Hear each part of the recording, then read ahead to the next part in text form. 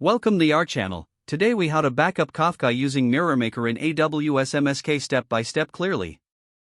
To backup Kafka using MirrorMaker in AWS MSK, start by setting up your environment. Log into your AWS Management Console. Navigate to the Amazon MSK service. Create a new Kafka cluster or select an existing cluster to backup.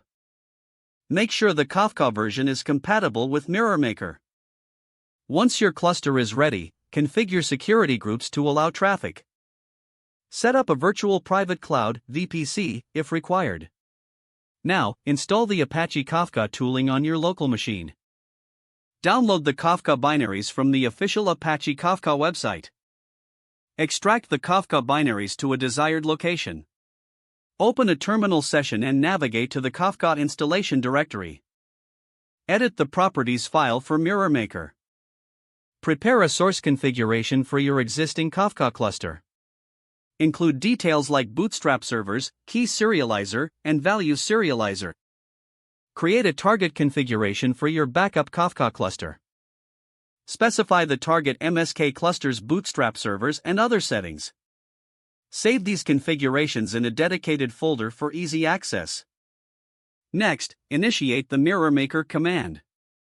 Use the following syntax in your terminal: bin/kafka mirrormaker.sh consumer.config source.properties producer.config target. Monitor the console output for any errors or warnings. Ensure messages are being replicated to the target MSK cluster. To verify, log into the target Kafka cluster. Use the Kafka console consumer to check the replicated topics. Run the command bin/kafka console consumer.sh bootstrap server target_bootstrap and 9092 topic your_top. Check if you can see the messages from the source Kafka cluster. If everything looks good, your backup is successful.